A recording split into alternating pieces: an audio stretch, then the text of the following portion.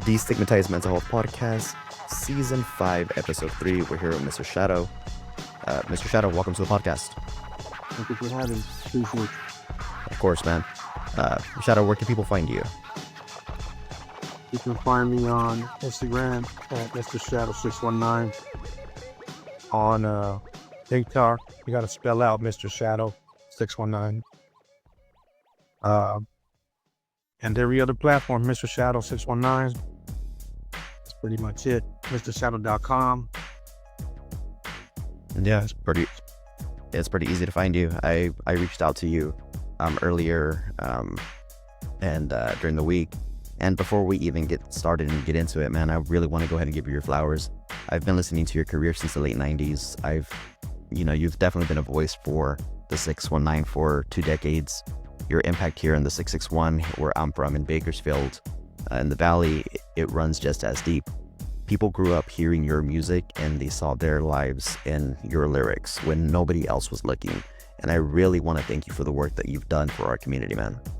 Thank you, man. I appreciate you guys, And like I always say, I wouldn't be Shadow without all you guys. So I appreciate the support. Much love to everyone who's been following me for these 30 years. Yeah, man. Yeah, I've been listening to you for 20 of those 30, man. So with that said, can you share what brought you to the world of Chicano rap and what that journey has looked like for you personally? Well, I mean, just me being Chicano automatically makes me a Chicano rapper, right? So, I've embraced it and ran with it. Only thing I've always asked is like why they categorize our music. Not that I don't like them calling me a Chicano rapper or nothing. It's just a question that I've always had because they don't categorize other people. So why they categorize me?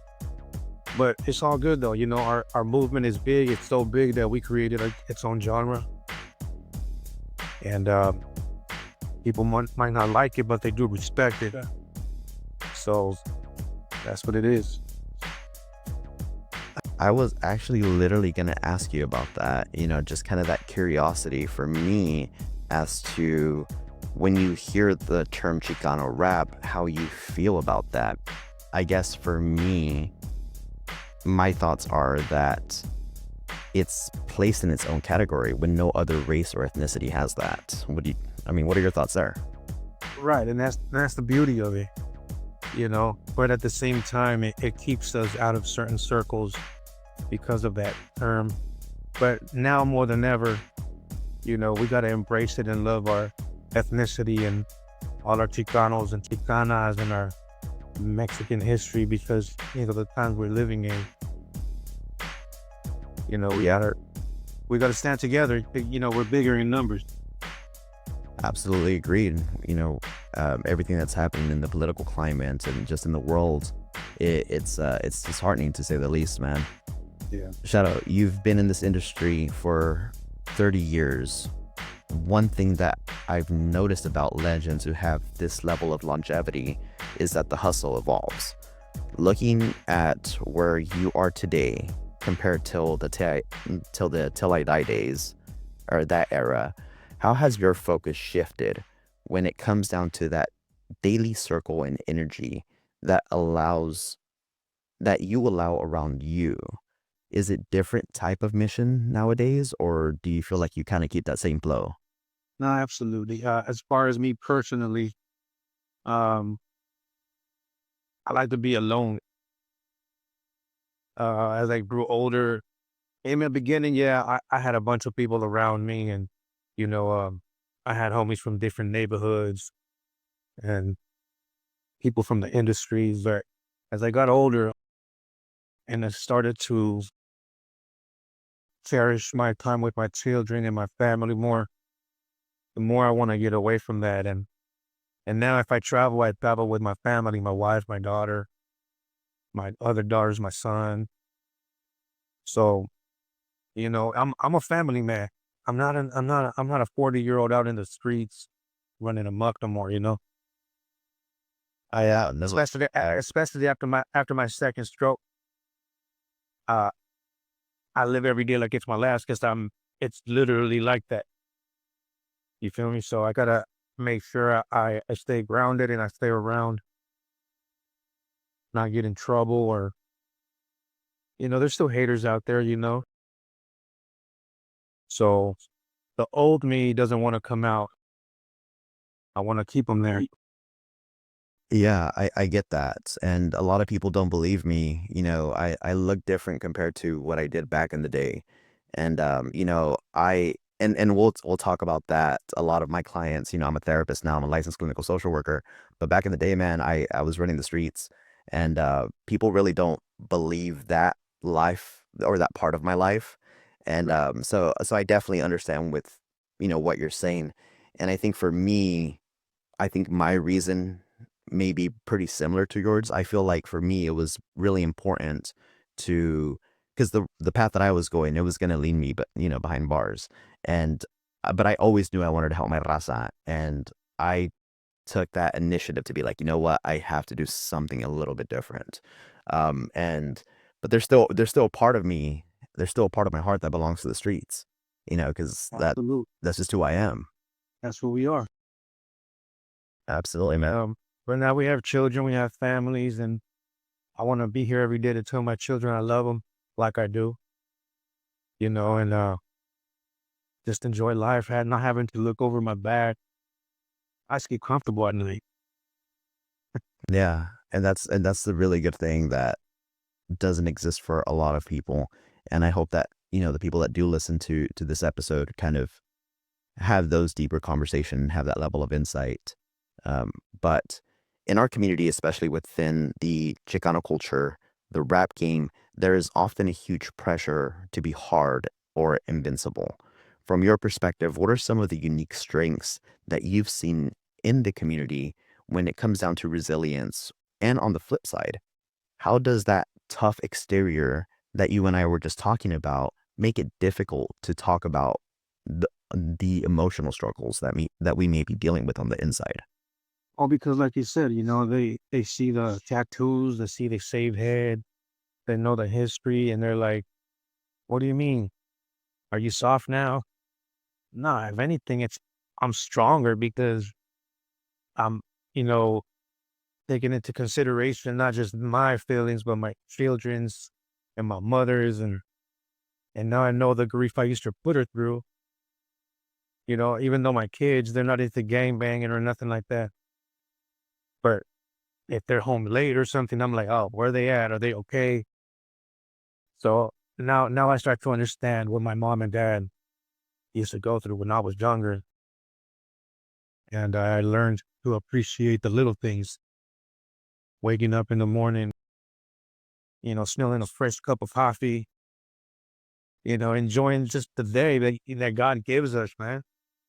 Just look around you. It's beautiful sunshine, flowers, birds, my dogs. I mean, little things. Absolutely, man. And I think that's why, there's this one song that you made, man, and that's what hooked me. It's called "What Goes Around Comes Around," and I was literally thinking about that the other day, and that's what made me reach out to you, man. But a lot of your lyrics deal with the raw, real life experiences, especially that song to me, man, that it hits different. As a therapist, I often see people use art to process trauma.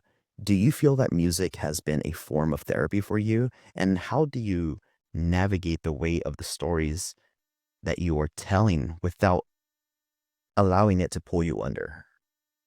Oh, absolutely. I mean, everything that I've written and recorded, it's things I'm doing, things I've done. So to release them and not keep them bottled up in me is therapeutic. Some people, some people's minds aren't capable of dealing with those type of things, and it's bottled up, and they get depressed or emotional or whatever the case may be. But for me, that was my outlet. You know, uh, I experimented a lot of different ways throughout my career. Like, I don't know if you heard, when I was into drugs and alcohol, like real deep, I would go write a song in the cemetery. I mean, as crazy as that sounds, I would go and take some hallucinogenics and go to the cemetery and write songs like the songs from Born Without a Conscience. That whole album, I wasn't in my right mind. So definitely was an outlet, is an outlet to release whatever emotions or experiences I was going through. Like there's songs I did for my children. There's songs I did for my parents. There's songs I did about gangbanging. Songs I did about uh, street hustling, whether it was drugs or guns. So yeah, absolutely helped me, you know, uh, stay sane. Makes a lot of sense, man. Thanks for sharing that level of vulnerability, especially that album. I'm a huge fan of not just your work, but a lot of Chicano artists. It's different, man. And I listen to a lot of your music, so being able to go ahead and recognize that it's going to go ahead and that album is going to hit deeper having this conversation, man. In my practice as a licensed clinical social worker, and I started this business called Cultura Mental Health because I believe that within our culture, not just our culture, but various other cultures, mental health really isn't discussed. But I work with a lot of our plaza. Sometimes I have a client come in and they're hesitant to talk. And I usually tell them straight up, look, I know more about that lifestyle than you think that I do. And that's when they know what I'm saying and I'm not just talking. Right. you know, and they could see it. That's usually the moment they finally exhale and open up.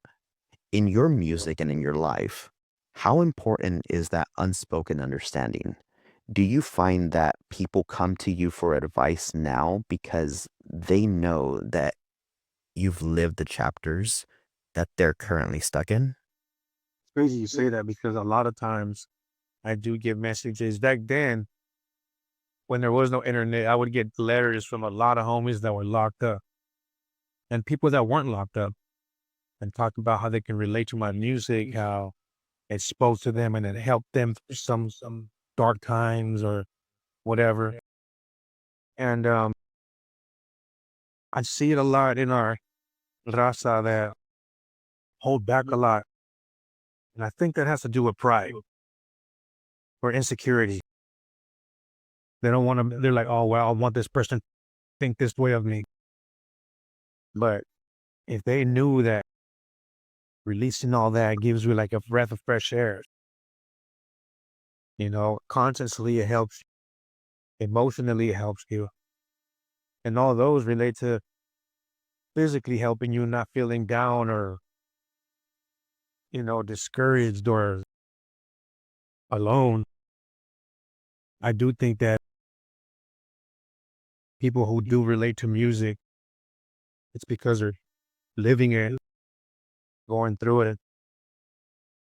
And that one song might just give them some hope. Yeah, for sure. I think that a lot of your earlier work definitely resonates with that. And then the most recent album that I got, back in tune with you was I'm Done, Bring It Back, which was released in 2025. And you also did a track with Ice Cube as well as Coke, right? Oh, yeah, cocaine and be real. Yeah, yeah. So that was a certified G, and that is completely it's a different, you know, tune than what you were, than what you did back in the days. And so it's cool that you're working on I mean, of course you've been out of the lifestyle, but it's a different message than what it used to be. Pretty much saying that we've been there, done that.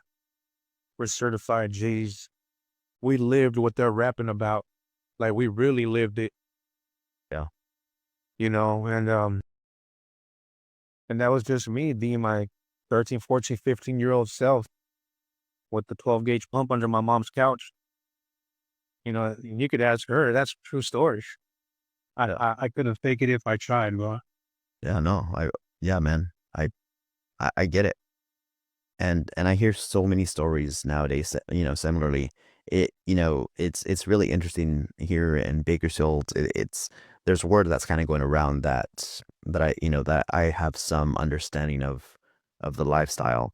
And now I have some OGs that have done hard time, and they come to me because they've heard of me and the work that I've done and that I'm doing. And it's something different for our community that's been in our lifestyle, that they've spent their majority of their lives in that lifestyle, but now they're just so tired, and they want to be better for themselves, for their kids and their grandkids, and they want to learn how to actually communicate instead of just being hard, like Yeah. what you and I had to do. And, I'm sure that for you as a father and as a veteran of the game, how you approach those challenges and breaking generational barriers and teaching the next generation how to handle their emotions is way different than when you and I were kids. Yeah, it definitely is, man. For me as a kid, when I was 6, 7 years old, I grew up with a dad who, if I told him that I loved him, he would tell me, "Don't tell me that, that's for faggots." Just that stern Mexican dad, macho, you know? Yeah, yeah, exactly. So I'm the total opposite.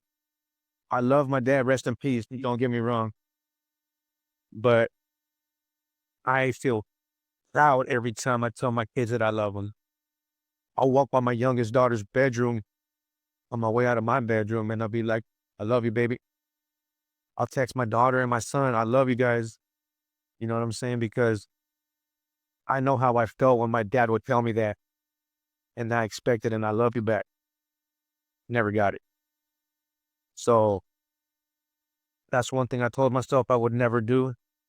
I told myself I would always do it as much as I could, and that's what I do, man. It's not good, you know what I'm saying? That broke me down. I was there. I'd be sitting there watching TV with my dad. I'd be like, "Hey, pops, I love you."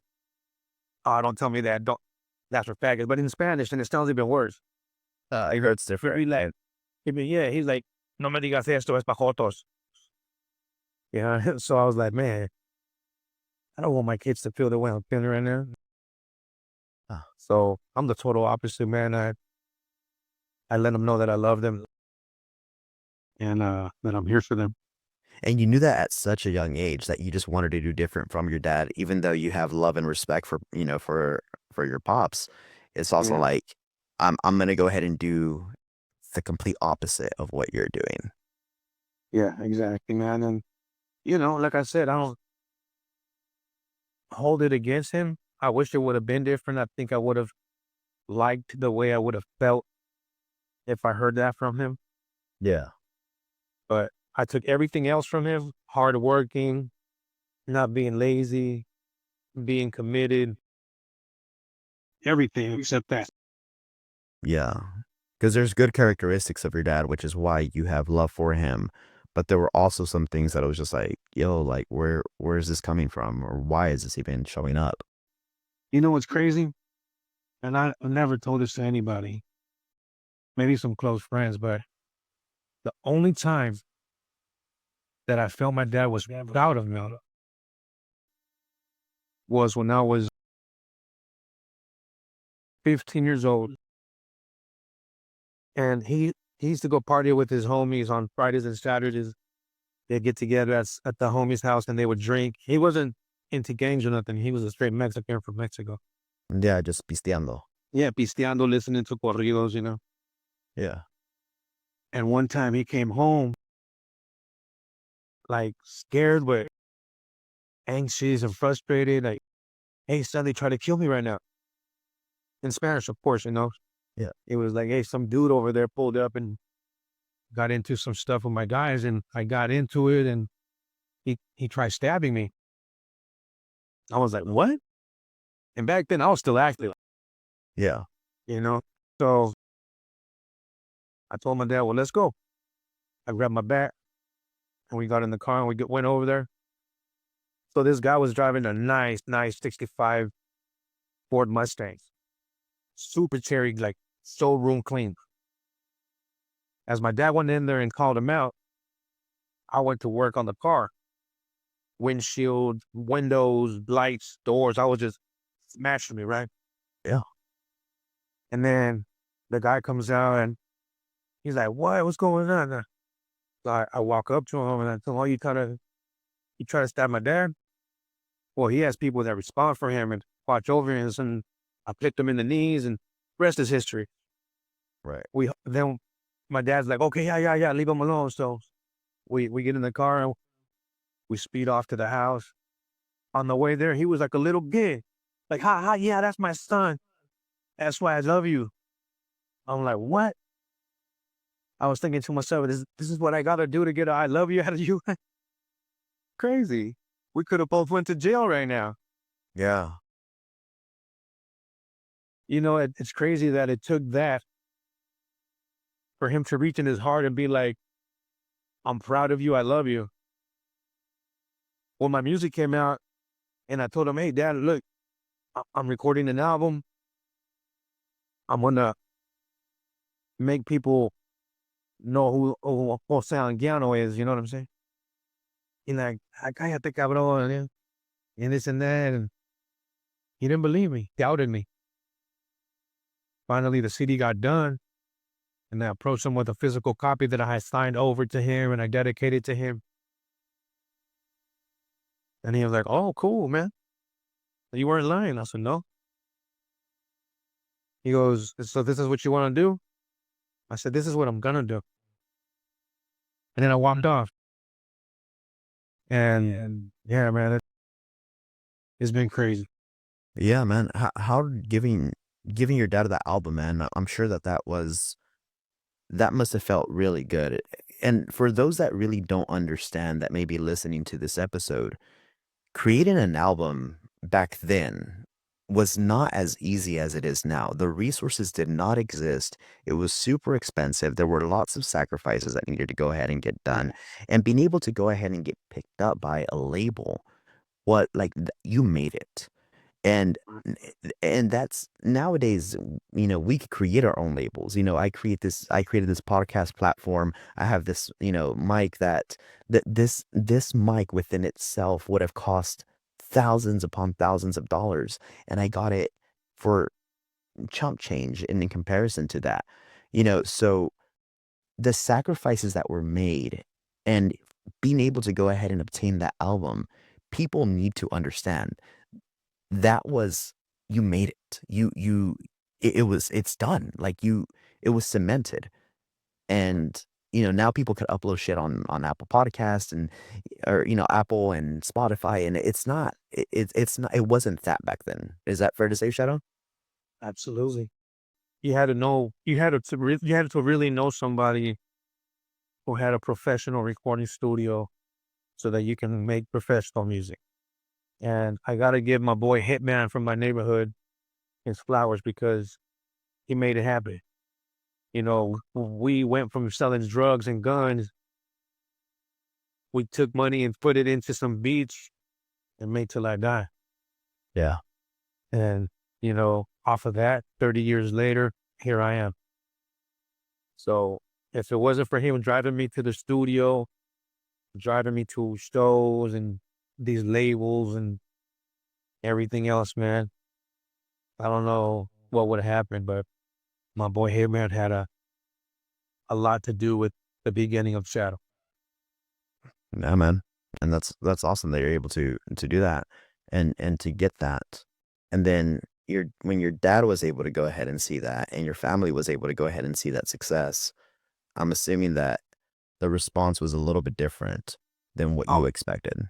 yeah, absolutely. I mean, even for the first time when I was on the radio at Jam 90 here in San Diego, it was on a Sunday, bro, and me and my boy Hitman just swung for the fence and said, "Let's go to the station on a Sunday and see what we can get out of these people."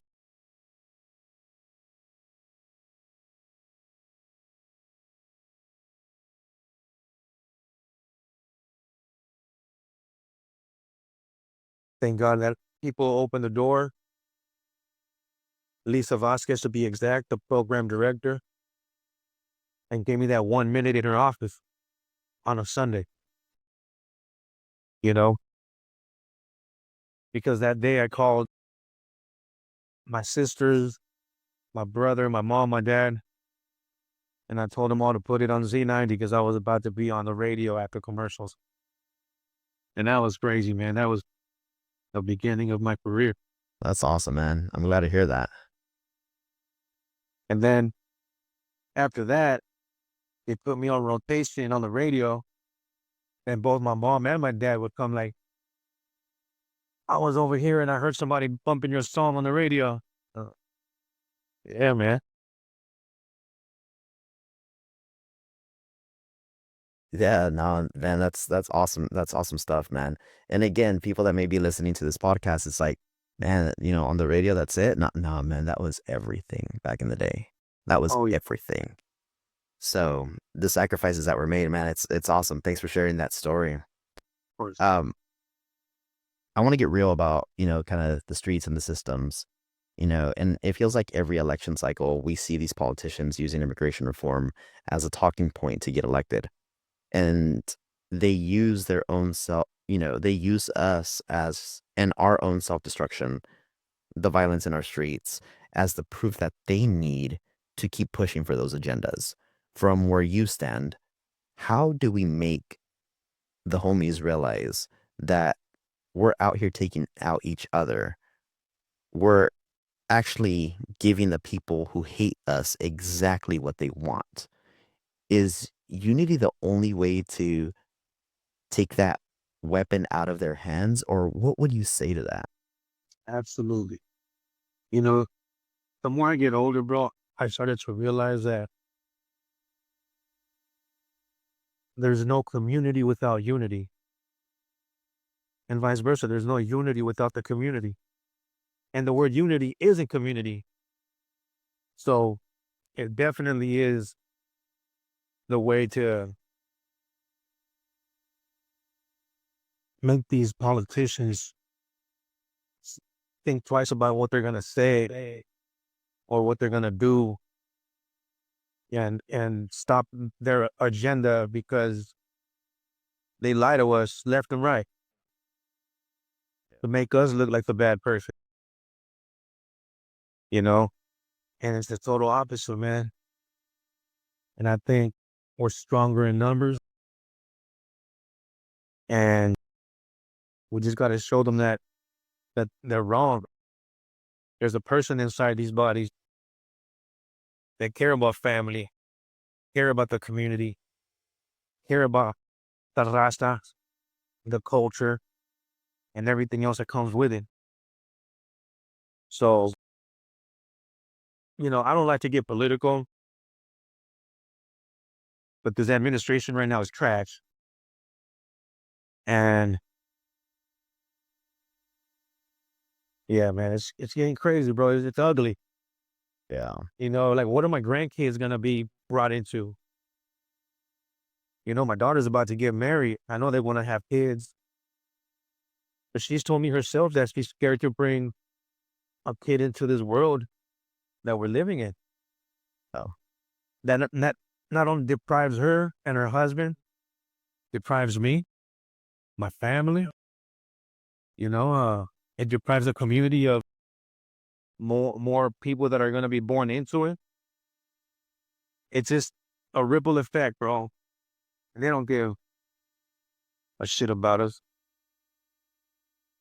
yeah, man. And I think that's the thing that's hard for me, and why I'm doing this. To me, back then it was about, well, here in the 661, man, it's a little bit smaller than the 619. So it's, we kind of have our own our cities, where that's our barrio. So then Right. we rep our barrio, and for me it was, it was Shafter, and we would just like intentionally just kind of go out and cause chaos towards like other cities for no reason. Like looking back at it, it's like really no reason whatsoever. Yeah. I mean, I have homies from Tulare, I have homies from up there in Central Cali, Yeah, and I get it, but most of the turmoil off there, the turmoil is over the Southsiders and the Northerners. yeah, norteños, sureños, yeah, Yeah, because they live in each other's areas, right? yeah. And Pixley and all those areas, man. But right now isn't the time to be bickering over petty stuff, man. It's not, and that's the message that I feel like I wanna go ahead and try to get across. I think for me, it was really difficult to simply be part of something that simply because of 2 colors that it w the red and the blue, that is what the conflict was about. And there was so much more. There's so much more into it. It's not simply that, but as a young man kinda growing up, it kinda felt like that. And I was like, Right. "Ah, come on, man." So now I look at it as an adult, and it's like, at the end of the day, there's no red, there's no blue, there's no purple. We're brown, we're black, like at end of the day, we could be yellow, purple. It doesn't matter. Let's just all come together as minorities, become the majority, and fucking take over. And that's just my 2 cents. I don't know how you feel about that. I mean, just because of who I am and the way that I was brought up and things I represented, I'm not saying to hold hands and sing kumbaya. You know what I'm saying? Just mind your own business and don't make that the mission. You don't have to go out hunting for people and trying to prove something to somebody. Prove something to your family. Yeah. Prove to them that you could be a man, and run your home and love your children and just spread love. You know what I'm saying? Like, we're living in biblical times, bro.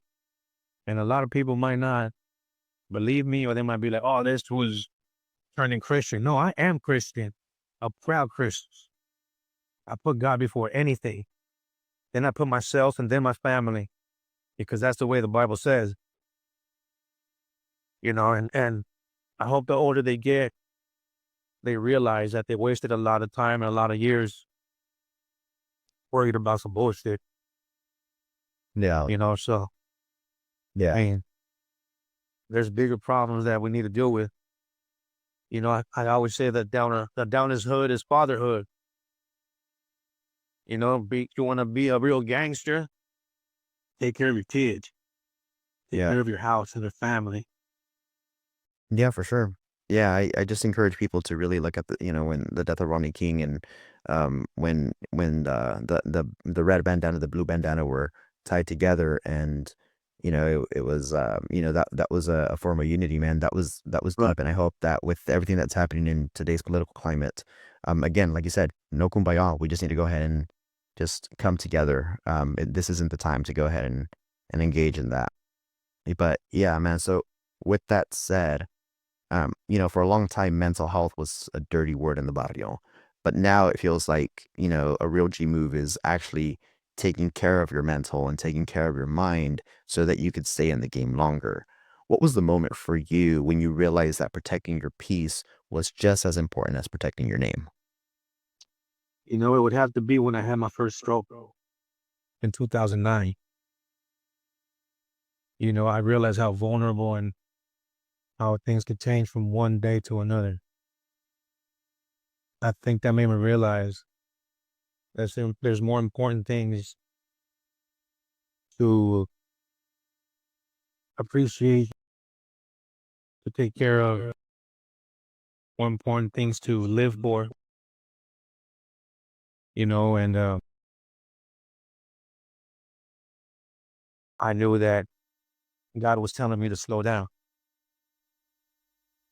to check myself and appreciate everything that He's given me, like a second chance at life, like restoring me when I had paralysis on my face. And if I didn't tell you I had a stroke, you wouldn't be able to tell. But that's how good my God is. Yeah. We share a passion for men's mental health. There's a lot of silent struggles amongst men who feel that they have to provide and protect at all cost. What would you say to the man who is listening right now, who feels the weight of the world on his shoulders, but feels that he can't speak up because it might look like weakness? Like I said earlier, it don't make you weak, it makes you strong to be able to talk about it, address it, fix it, and make it right. It doesn't make you weak. Just like people think, oh, if you're crying, you're a man, means you're a sissy or you're weak. Nah, man. That's loving yourself and being real. It's not. There's nothing wrong with crying or nothing wrong to confiding into somebody about something you might be going through. That put that pride aside and put yourself first. If you need help, get you that help. Don't hesitate, because sometimes when you don't take care of your mental health, you might make some stupid decisions. You might act on emotions, and that's the worst thing you could do. For sure. So I absolutely encourage anyone, whether a young man or a seasoned man, if you need help, don't hesitate to get out and get it. Shadow, this conversation was overdue. It's an honor to have a pioneer like you helping us bridge that gap between the streets and healing our community's needs.